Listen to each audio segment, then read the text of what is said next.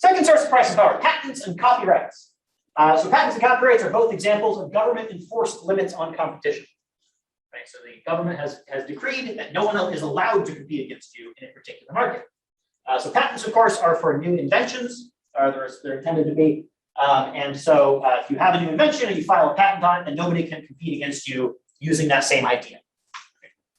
Copyright's the same thing, but it's for like creative work, right? So you write a book, you get a copyright on it. Nobody else is allowed to publish your book without your permission.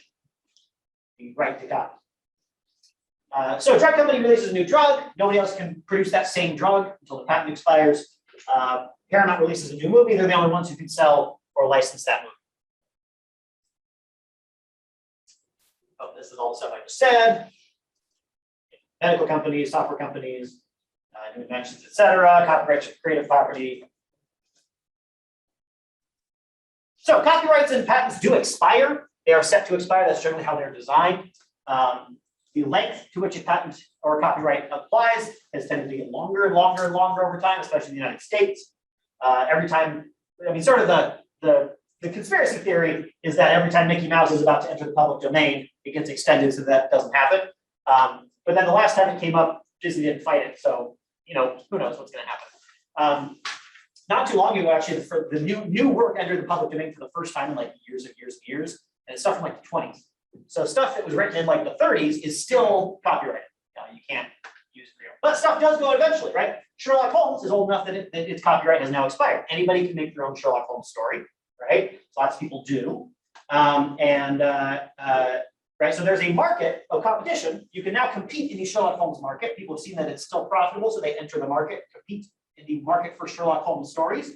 But nobody else can make a Mickey Mouse cartoon, right? Because it's still under copyright. So Disney has pricing power over in the market for Mickey Mouse cartoons. Nobody else can compete. Yeah. Could the hat sell the patent? So actually, that's why they bought up all the hand pumps, because that was not the patentable improvement. Because they didn't invent the pump, they didn't invent the soap, right? It just wasn't enough.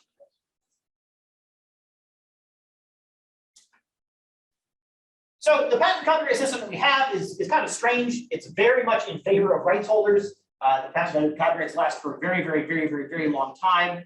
But also, you can sell patents and copyrights too. So there are companies that just buy a bunch of patents and copyrights and sue people who maybe violate them. In the US, a lot of copyrights can last for up to 70 years after your death.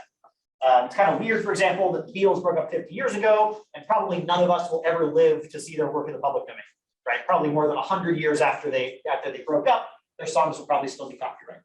It's kind of weird, right? If you compare that to like fairy tales from the 19th century that are now in public domain, like Grimm Brothers or something like that, that doesn't really happen anymore. So why do we have this? So we have this. The idea here is to support innovation, especially in the case of like patents and stuff. You're talking about inventions that can be really expensive to develop. Imagine you spent millions or billions of dollars to develop a new thing, and then as soon as you spent all that money on research and you released it, suddenly everybody else just copied your product, and you wasted all your money, right? Because you didn't really get much out of it. So the idea is to incentivize the creation in the first place, right? Sort of the same idea that we had with public goods before, right? We mentioned R&D, research and development, being one form of public good. Once you've done the research, everybody else can capitalize on it, right? Which means that there's not really as much incentive to do the research in the first place. So the idea of patents and copyrights is to give you an incentive to do the research in the first place, because yeah, eventually everyone's going to use your ideas and make money off of it. But in the meantime, you can have exclusive control, you can have pricing power as long as your patent or copyright lasts, which is going to get you a lot of money and allow you to, and incentivize the creation of the stuff in the first place.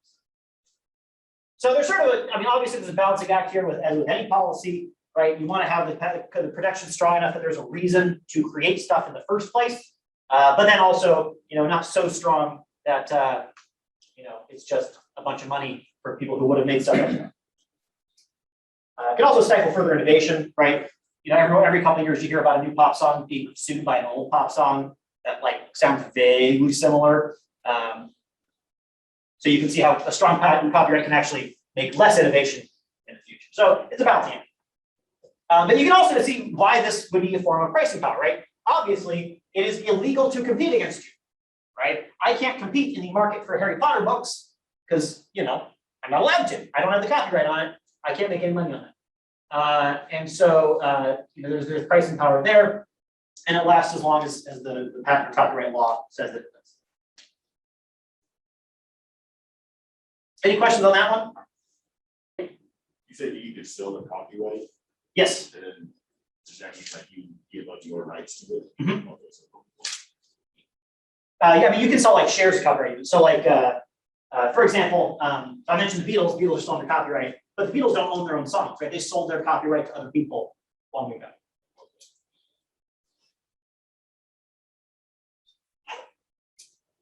All right. Next source of pricing power, limited licensing. So this is another government one. So this is another case where the pricing power is provided by the government. So this is a case where firms are prevented from competing in a particular market unless they have a license to do so.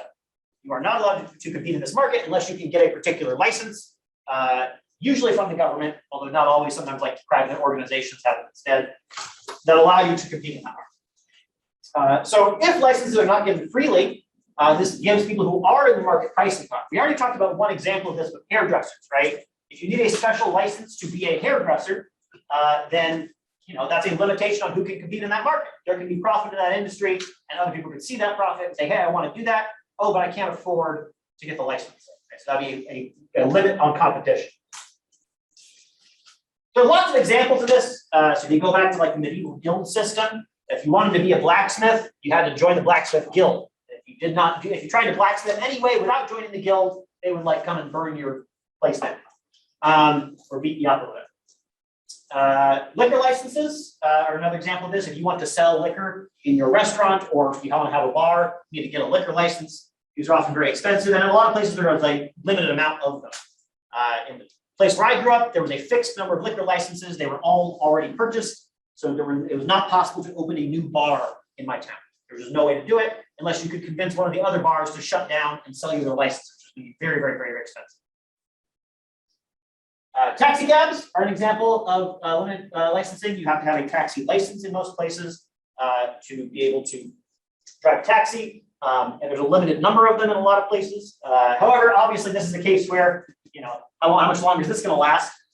Because the limit on the number of taxi cab drivers that can be really doesn't exist anymore because, you know, there's ride shares now, which are basically taxis, but legally not taxes. Doctors, if you want to be a doctor, you have to get a medical degree, which is a form of licensing, and it's very expensive and difficult to do. There's not necessarily a limit on that, but there are sort of limits, right? There's only so many slots in medical schools. Even if there weren't slots in medical schools, it'd be very expensive to go through all that, which you can imagine may lead people to not want to become doctors, even if they could. Hairdressers, as I mentioned already. So lots of examples of this where there's just limits on who can be in a market, either because the license to do so is very hard to get or expensive, or there's just a limited number of them and they're out. Now, why would this happen in the first place? I mean, you can see why this would be a form of practical concern. Come again? Did you say it gives power to those already in the market? Yeah. Or those like have the financial, I guess, ability to buy it? Yeah, exactly. Anybody who can get over the hurdle of getting a license, they're the ones who benefit. And people who are kept out of the market are the ones who have a hard time. And then also any customers who have to face the higher price. So why would they do this? I mean, obviously this is going to produce pricing power. It's literally saying, again, people are not allowed to compete with you because they don't have the market license that you do. And other reasons why this is done, like safety is one example, right? You know, you can imagine, okay, if you took away the requirement to have a medical license to practice medicine, then yes, there'd be a lot more doctors. How would we all feel about that? I don't know. About going to the doctor at that point. Yeah, maybe you want to cap on the number of bars that you have in your town, so it doesn't turn into a bunch of bars. Yeah, I mean, those are reasons why you might have those limits in the first place. But whatever the reasons are, whether it's a good idea or not, it does mean that there is this additional cost. There's going to be this pricing power for the people who make it past the hurdle. You know, you have to weigh these two things, right? So the guilds, for example, were pretty self-interested. There's some evidence that a lot of very big technological improvements would have come a lot earlier if not for the guilds not allowing them. In Europe, talk about haircuts. How you know the idea of having a license for haircut is that make sure that you don't get a bad haircut. Well, how disastrous is that really going to be? And of course, it's going to be bad for anybody who would be a good competitor, but is going to be kept out by the restrictions in front. So, like I mentioned, this doesn't necessarily have to be a governmental restriction. It could be like the guilds, for example, were not government entities, but they did this. Another example, there's a great work by Lisa Cook looking at US patents, that there was a lot of violence. So this is looking at the 19th century. It found that where there was upswellings of racial violence against Black people, it reduced the number of patents that were filed by Black people, right? So it kept them from filing patents or starting businesses, which is a way of excluding them from the market in a form of limited licensing that is not governmental in nature, at least not in all parts of the country. So this kept those markets to micro participants, reducing competition and stymieing economic progress. Here's that correlation. So you can see we have lynching activity over time, and it spikes exactly at the same time that patents are, so it's sort of a reaction to the patents, and then it drives it back.